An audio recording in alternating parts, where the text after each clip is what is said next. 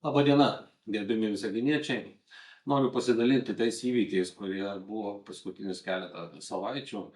Pirmiausia, tikrai labai džiaugiuosi, labai didžiuojuosi mūsų savivaldybė, mūsų savivaldybės darbuotojais, mūsų ekonomistais, mūsų institucijomis, kurios užsiema mūsų miesto ekonomikos vystymu, tuo, kad buvome pastebėti tarp ne tik mūsų regione, bet visoje Lietuvoje, ir finansų ministerija mums suteikė apdovanojimą, auksinę krivūlę už investicijų pritraukimą ir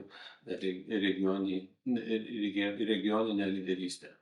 Ir tai, kaip bekalbėtų ten keli mūsų tarybos nariai, kurie nemato investicijų, reikia žiūrėti žymiai plačiau ir matyti, kokia yra dinamika ir surinkimai mūsų biudžetinių lėšų, kaip mes jas panaudojame.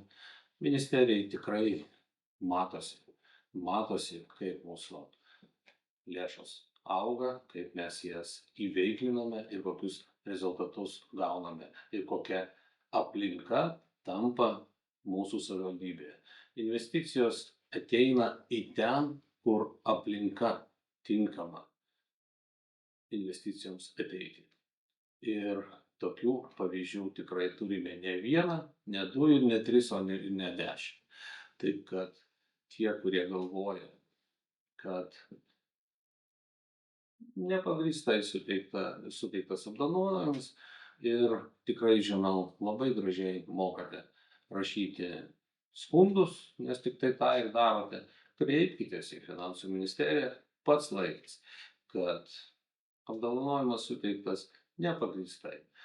Galbūt tikrai persigalvos ir taip jūs paviešinsite mūsų savivaldybę, prisidėsite prie jos gerojo įvaizdžio.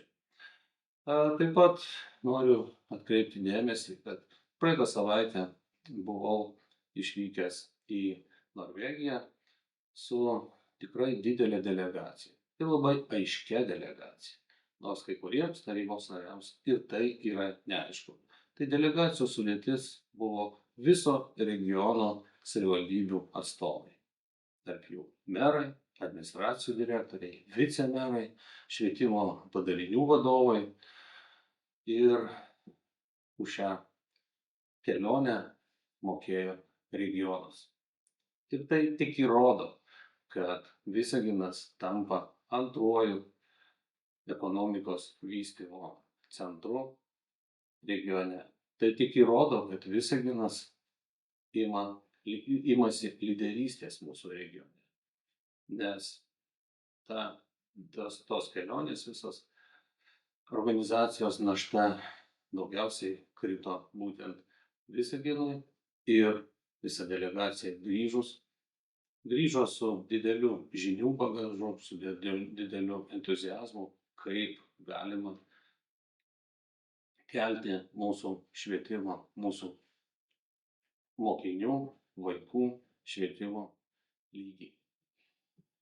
Taip pat šią savaitę buvo atvykęs ir generalinis direktorius Via Lietuva, tai yra įstaiga, kuri atsakinga už visos Lietuvos kelių būklę, už jų remontą. Aišku, negaliu pasakyti, kad jau turime kažką labai pozityvaus, kokie rezultatai, kadangi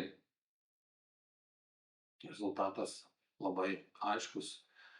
Visi netgi atvykę įsitikino, kad mūsų įvažiuojamieji keliai tikrai labai blogos būklės, kad juos reikia nedelsiant tvarkyti. Todėl buvo priimtas sprendimas ir dabar jau Visaginas įtrauktas į žvyrkelių programą, kurioje niekada nebuvome, nes tiesiog neturime žvyrkelių. Tai dabar esame įtraukti į tą programą, kad gauti papildomą finansavimą. Ir tikiuosi, tai tikrai įvyks. Aišku, ne taip greitai, kaip norėtųsi, tačiau tai įvyks ir keliai bus tvarkomi. Aišku, yra ir tų dalykų, kurie labai svarbus ir reikalingi tam mūsų miestui. Ir šio vizito metu mes kaip tik ir sutarėme, kad Via Lietuva visgi dar kartą peržiūrės ir tikrai įrengs nurodomosius ženklus Lietuvos keliuose, kad galima būtų atvykti į Visaginą ir matyti kelyje tarp, sakykime, Vilniaus ir Zarasų, kad yra tikrai didelis miestas Visaginas. Dabar tokių ženklų nėra. Taip pat ir Kauno Zarasai tokių ženklų nėra. Ir važiuojant mūsų svečiams ir kaimynams iš Latvijos, iš Daugpilio važiuojant, tokių nurodančių ženklų, kad bus Visaginas, taip pat nėra. Tai tokie ženklai turi būti įrengti ir jie bus įrengti. Aišku, ir kaip tik šio vizito metu sutarėme ir dėl projektavimo sąlygų palengvinimo. Kiek įdomu, bet projektuojant įvažiavimą į nuosavų namų kvartalą, turime padaryti sankryžą, suprojektuoti. Ir buvo prašymas, kad tas projektavimo sąlygose buvo įrašyta, kad tas apšvietimas tos sankryžos turi būti atskira elektros įvado, atskira linija, kas tikrai išbrangina patį projektą, nors galėtumėm prie miesto tinklų tiesiog juos šiek tiek pratęsti ir apšviesti tą sankryžą. Ir tai būtų 10 kartų pigiau. Ta sutarėme ir tas projektavimo sąlygų punktas bus išbrauktas. Tai tokie nedideli pasiekimai yra, o apie pačių kelių sutvarkymą dėja negaliu pasakyti taip pat optimistiškai. Taip pat mūsų tarybos nariai užsiminė, kad yra tikrai, mano galva, tikrai didelė problema, kada jų nuomonė savivaldybėje net ne žmonės dirba, kurie reikalauja, kad žmogus sėdintis neįgalio vežimėlyje važiuotų pro savo kaimynus ir rinktų parašus dėl to, kad kompensacijas gauti. Tai mane tikrai labai sujaudino šitas atvejis ir vietoj to, kad kalbėti į kamerą, aš paprašysiu oficialiai šių tarybos narių, kad jie pateiktų vardą, pavardę ir konkretų atvejį ir kada tai įvyko, tam, kad išsiaiškinti, kad tokių atvejų daugiau nebūtų. Jeigu, patikėkite, jeigu tikrai pasitvirtins, bus priimtos priemonės, kad ateityje tokių dalykų nepasikartotų. Na, jeigu visgi tai yra tik tai žodžiai, kaip labai dažnai pasitaiko, tai taip pat tikrai pasakysiu, kad tai buvo tik žodžiai, ar tai buvo labai, labai sena informacija. Taigi, raštas oficialiai pačiu artimiausiu metu išeis tarybos nariams. Nes kiek matau tą darbą, tai vieni tarybos nariai tikrai stengiasi, daro pasiūlymus, teikia patarimus, kaip vienaip ar kitaip geriau tą vystyti miestą. Kiti rašo nuolatinius skundus, į kuriuos reikia atsakinėti, teigdami, kad jie turi idėjų, teigdami, kad jie žino, kaip prisitraukti investicijų, teigdami, kad tikrai gali ir viešbučius pastatyti darbuotojams, tačiau kažkaip to nesimato. Mes žinome, bet niekam to nepasakysim.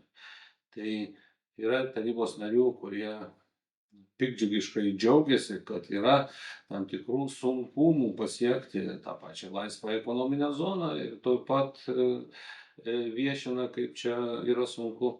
Tai taip, tai yra tikrai labai sunkus projektas, labai sunkus jis tuo, kad tai yra liečiantis visos Lietuvos ekonominę raidą ir labai daug politinių niuansų čia atsiranda, tačiau džiaugtis tuo, kad sunkiai sekasi vystyti mūsų savivaldybės ateitį, man gana keista. Ko čia džiaugtis? Reikia stengtis, reikia visiems stengtis, kad šita ateitis būtų kuo šviesesnė, nes mes kalbame apie mūsų miesto, mūsų vaikų ir mūsų pačių ateitį. Ir jeigu visi vietoj to, kad rašyti skundus, teiktumėme pasiūlymus ir stengtumėmės dėl to miesto, viskas būtų žymiai geriau.